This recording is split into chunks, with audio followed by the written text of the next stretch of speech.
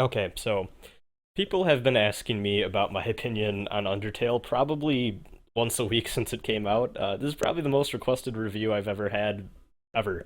So, yeah, finally got around to playing it just a couple days ago. Beat two out of the three endings. I've seen all of the content of the third one. Um, I have a lot of really complicated feelings on this game, and I feel like I had an experience with this game that isn't easily replicated or easily shared by many people. I'm actually kind of excited to record this because I feel like I had a very unique time with this game that not many other people did. So I have a lot to preface this review with, I guess. And the first thing I want to say is I just want to apologize because I have a little bit of a stuffy nose thing going on the past couple days. So if I sound a little weird, that's probably why. Sorry about that. Just a quick little disclaimer is when Undertale first came out, like a lot of the Something Awful community jumped on it and were tweeting about it and stuff, and I follow a lot of them. So I just kind of made a tweet that I was like, "Oh, this Undertale thing seems a little neat." And I guess Toby Fox, who's the creator of Undertale, if you don't know, was just Twitter searching the term Undertale and replying to people with like the link to the website, and he just said it's a game I made. If you're interested, here's the link, that sort of thing. So I'm like, oh, thank you or whatever, and just replied back. And as I sent that reply to his reply, I looked at the username and I was like, why does that seem so familiar? And I'm not talking about like the actual display name that was Toby Fox. I'm talking about like his Twitter at like the radiation thing or whatever. I always forget the beginning part of that. But yeah, like I looked at it and I was like, oh god, that's really familiar and that's bothering me. So like I just kind of sat there for 5 minutes thinking about it, and then I did some digging.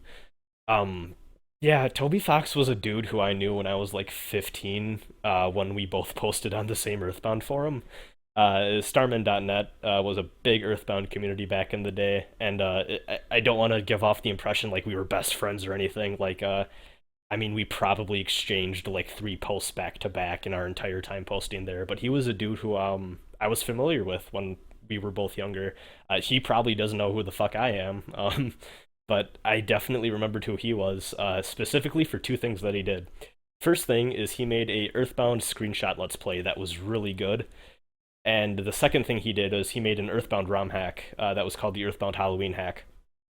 And that hack was actually pretty important at the time because if I recall, it was excuse me, it was the first Earthbound ROM hack that had successfully inserted its own custom music and stuff, and that was a big deal at the time.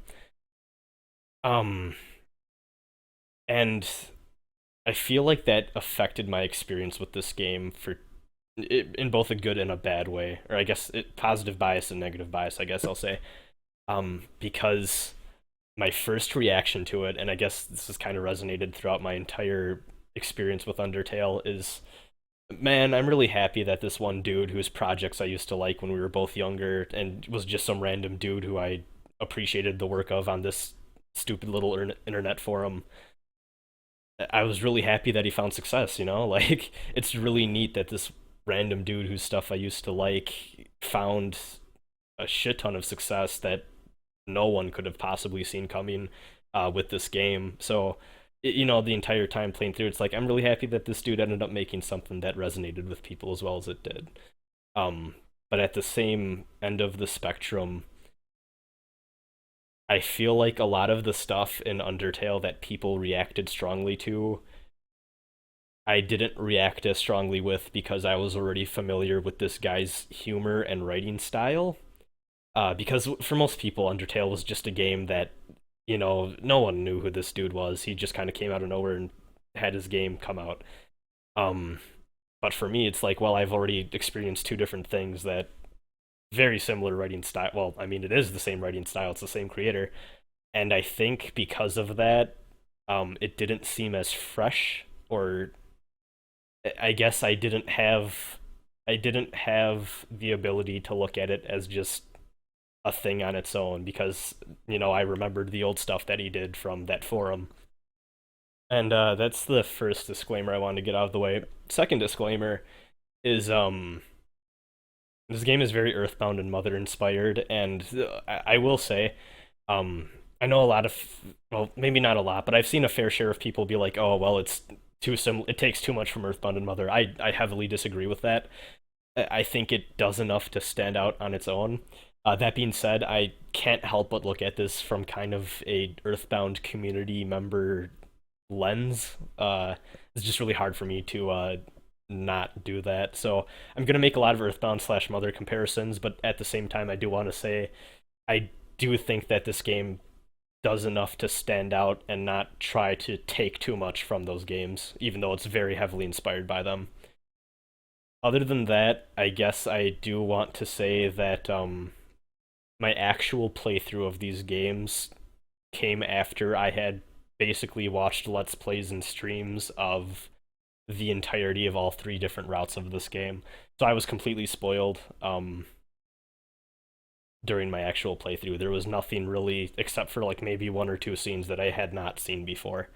So if you feel like that negatively impacts my experience with the game, or you're not comfortable with any of the biases or things I felt I needed to preface with here, yeah, you can click off the review, I guess. I don't know. There's just a lot of stuff that affected my opinion of this game that I felt like I needed to start off with. Now, that being said, I feel like I can actually stop the introduction and start with my review of the game. So, I do want to do this in three parts. The first thing I want to talk about is kind of the internet phenomenon that this game has become, and kind of talking about this game from just like an internet culture point of view, because, like it or not, that's a big part of this game's impact now. Uh, as much as I wish I could talk about this game as if it was in a bubble, it's not. And I, because I mean, when you review something, you don't want to take too much into account the fandom and the conversation around it. You know, a review should just talk about the game and the game itself and how it stands on its own. But I do feel like in the case of Undertale, and with how big it's gotten, I feel like the outer circumstances surrounding the game do have a greater impact on someone's enjoyment of it than usual. And I think that's kind of unfortunate. I'm just gonna go out and say it. Undertale fan base has gotten, it's pretty much the new Homestuck fan base in terms of being terrible, and that sucks because Homestuck is awful, and I don't care if that fan base is bad, but Undertale's actually good, and I'm kind of disappointed with how not great the fan base has gotten. And I don't want to say that the fan base is bad because they enjoy the game and they express their love of the game, because I that's a trend I'm noticing. And you know, if you love a thing, you should be able to express that, and that's fine and all that. The two criticisms though that I think is valid when talking about the Undertale fan base though is they tend to be very very spoilery with how they share Undertale stuff, and that's not great. And this is coming from someone who doesn't care about spoilers and doesn't mind spoilers. I can't help but feel, in the case of Undertale, a lot of the spoilers that are going around have negatively impacted people's enjoyment of it, and I don't think that's great. And also, I don't like to say this usually, but I do think that the overhyping of the game's actual quality is maybe setting the bar way too high for a lot of people. I'm really torn on the sentiment going around that the way you should go into Undertale is kind of with the expectation that it's just some random game maker RPG. Because, I mean, on one hand, I do want to agree with that sentiment because I feel like you'll enjoy the game more if you go in with that mentality. On the other hand, you can say that about everything I review on this channel, right? If you go in with low expectations, of course you're probably going to be impressed by something. So I'm not sure how to feel about that, but I do overall think that the fan base has really hyped up the game to the point where it's almost impossible for new players' expectations to be met, and I think that sucks. If you're recommending this game to people, I wouldn't try to oversell it. Just say it's, you know, it's a cute little $10 thing and it's a good game and you should try it out. I wouldn't say it's like the second coming of Christ and try to really really ham up the game's quality, because I think you're just gonna end up hurting people's enjoyment of it in the long run, and that's not cool. Now, to actually talk about what Undertale is, Well, I guess I should say I'm going to start this off as more of a spoiler-free thing, and then when I want to go into spoiler discussion towards the end, I'll give a warning. Undertale is an RPG that's about 6 hours long. It's $10 on Steam. The premise of Undertale is that long ago there was a war between humans and monsters that ended with the monsters being locked up underground. And you are a human child who ends up falling down through a pit into the underworld where all the monsters hang out and stuff. So you naturally want to go home, and you kind of go on this little adventure to find your way back up to the surface, where you befriend or kill. It's kind of up to you. The monsters that you meet in your path, and that's reflected in the gameplay, where you have a RPG system where you can do a traditional RPG thing where you just fight everything and kill the things that you come across, or you can kind of do actually very similar to like SMT negotiation, like a little mercy menu where you can kind of try to win over the monster's affection and get it to go away so you can progress without killing it, which provides a lot of, well, maybe not a lot, but it does provide replayability. There are different routes that reflect how much you kill or how much you are merciful, and they do some neat story stuff with that. Battle system does have some bullet hell elements where when an enemy attacks you, unlike other RPGs, they don't just attack you and you take damage.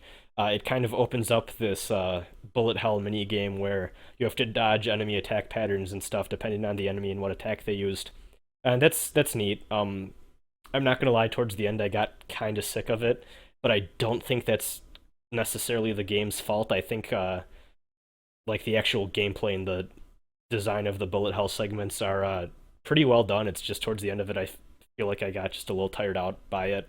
But I think that's more on my end and nothing to do with the game's actual execution of that. In terms of story stuff, very emotional game, lighthearted in tone, but does have some serious moments that get a bit darker. Very Earthbound-esque in terms of actually the execution of that. A lot of really cool characters that you meet along the way. Like there are like three different main areas, and each of the main areas introduces you to a couple more characters that are pretty endearing, and they're all funny and well written. But other than that, the music is really good. Even before I played this game, I was listening to a lot of the soundtrack just in my free time. I usually don't say this about video game soundtracks, but holy shit, I think I'm actually gonna go out and purchase this one because I want to support music of this quality because it's just that good. Uh, I have like a few random songs downloaded on my phone that I just got off of YouTube, but like holy shit, I just want to buy the full soundtrack because it's just great. The battle themes are just fun and energetic, and the overworld walking around themes are relaxing and atmospheric and just nice to listen to. Just really great stuff in the music department. If anything, play this game for the music. I'm not gonna lie. A lot of times when I play games now, I'll have a podcast on in the background, but I never could for Undertale because so much of the experience is the audio. It's so great. So I just praise the game a lot there. There's a lot of good things to say about this game. It's a good game. I do have some serious flaws with this game, though, that kind of hurt my enjoyment of it enough to say that I liked this game, but I did not fall in love with it like a lot of people did.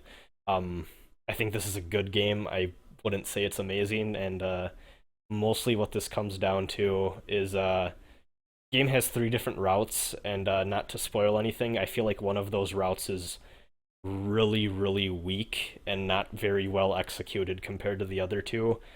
And kind of going hand in hand in that department, I feel like a lot of the writing of this game, when it's trying to be darker, is really, really, really on the nose and kind of edgy and not in a good way. And I do know that part of the point of those darker segments is to make you feel like it's overly edgy. But even then, I don't think it was done very well. Um, my best friend beat this game not too long after it came out and he did all three routes. And one thing that he kind of took away, and I feel like this kind of colored my experience with it too, is he said like Undertale's a great game, but man, in terms of writing, guy could learn how to be a little more subtle, and I do think that that's very true. On a similar note, I was reading a gaff topic recently on Undertale, which probably shouldn't do because those go to shit real fast. Any conversation about this game on the internet goes to shit real fast, to be honest, which sucks, but whatever. But someone made a post in there that I can kind of agree with, and I don't remember exactly how it was worded, but the dude pretty much said sometimes it feels like Undertale delivers emotional payoffs that it doesn't necessarily work for or deserve. And I don't feel like that's the case for the main two routes, but for that third route that's a little more darker, I feel like that's kind of the case where the game just lacks all subtlety and starts to hit your head over with a bag of bricks saying, "Hey, you should feel bad. Are you feeling bad yet? You should feel bad." And it really, I was not impressed with it. I should point out that of the three routes, that is the one I haven't played, and I decided to just be content with watching instead. I do plan on playing through it at some point, just because, if anything, it's the most challenging run of the three, and that kind of interests me. But I'm happy enough with my experience with the two main routes that I did, and I'm not really. I don't have any incentive, I feel, to go for that third route just because I think the writing is so weak compared to the other two. So, yeah, I guess that's all I have to say, spoiler free wise, for Undertale. I'm gonna get into a few more,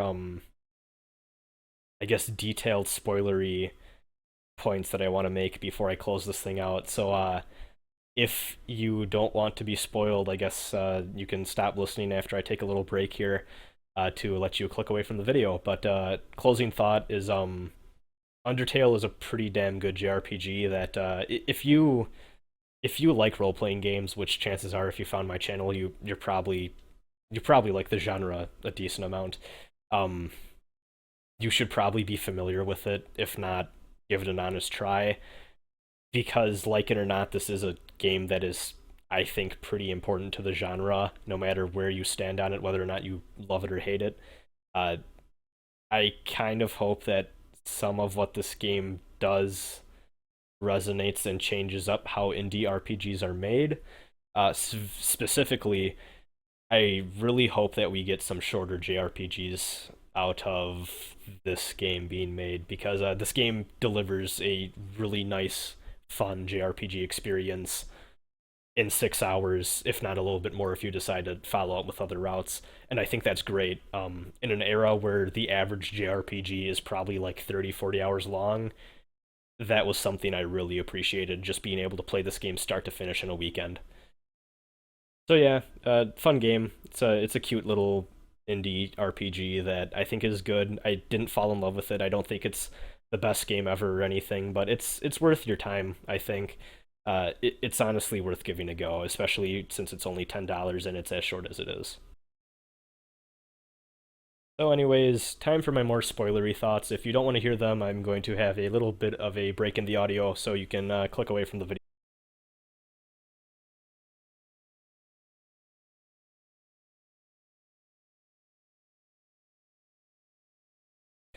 So I guess what I want to start this section off with was just clarifying some of the stuff I said in the previous part. Yeah, I didn't really like the genocide run at all. I think it's not well handled. But more importantly, I don't think a lot of the I was not a fan of some of the darker aspects of the story and how it was handled. One thing that really stuck out to me was the point near the end of the neutral run where it's like, oh, experience or EXP actually stands for extermination points. I'm like, oh my fucking god, are you serious? And like, I couldn't help but roll my eyes. That's so stupid. I guess the other big thing that annoyed me with this game is I think my favorite moment from the game ended up getting kind of undermined by the end of it. Um, and that is right before the final boss, you learn the story of Asriel and the first human, and that is like closest thing since like Earthbound slash Mother 3 feels I've gotten in a long time. Just so beautiful how that moment is handled. It's great. One of the best emotional moments in video games, I'd say, even just in terms of the way it's told, the music going on in the background. You have all these random monsters coming not to fight you, but just to tell you this story, and you kind of get to know why the monsters feel the way they do about humans, and it's just so tragic and touching and wonderful. And then later on, you learn that the first human was kind of an asshole the whole time, and it was part of some stupid plot to break the barrier. And it, I thought that was really undermining of that point, and that kind of pissed me off. I really think that's a stronger story if you take out that aspect. Honestly, if I had to like quote unquote fix or edit the game, uh, I don't know what I'd do with genocide ending because I feel like I like the premise and the idea of exploring a player's drive to complete games 100%, even if that means doing fucked up things. I think that's a really neat idea, and I'm glad this game explored that. I just don't like how it was executed at all. So either I'd say, like, I want to say just take genocide out and have neutral and true pacifist ending be a thing, but at the same time, I feel like if you reworked the writing and you pretty much took all the script out and just made it a bit less on the nose, you would have a really good route there. Yeah, overall, I don't really like how the genocide run contributes to the overall Undertale package. I think it's the weakest link, and that kind of is the reason I didn't absolutely love this game. Because if it honestly, if this game was just the other two routes, I think I'd like it a lot more. Um, like I would probably absolutely love it, but I think when this game tries to be more serious, it just kind of I think the writing takes a dip in quality, which is unfortunate. That's not to say that I hated the game, and I feel like when I talk about this game, I feel like I come off as too negative just because I feel like there are some big flaws and things that pissed me off, but everything else more than makes up for it, and it's still a damn good game and probably one of the most important RPGs to come out in a while. Yeah, that's really what I wanted to talk about, spoilery wise. Well, I guess not to end on a negative note, I can talk about some of the spoilery stuff that I really loved. Nastabluke is objectively the best character. He is so huggable and so relatable, and that's so sad. I would lie on the floor with him forever and stare at the universe. Yeah, that's some great shit. Um, True pacifist ending is really, really damn good. Neutral ending I liked a lot. I felt like the or flowy. I keep saying flowy, but he's a flower, so it's flowy, right? Um, I really like the ending with that on neutral, but I just feel like it maybe goes on a bit too long, and the stuff with Azrael is just so damn cool, and the music going on in the background during that fight is just great. Oh, and also Temmie and Temmie Village is wonderful for no real reason. It's just a wonderful thing. But yeah, Undertale's a good game. I have some big problems with it, but I don't know. It seems like I'm in the minority with a lot of my complaints. So yeah, it's a fun game. Overall, I would recommend it.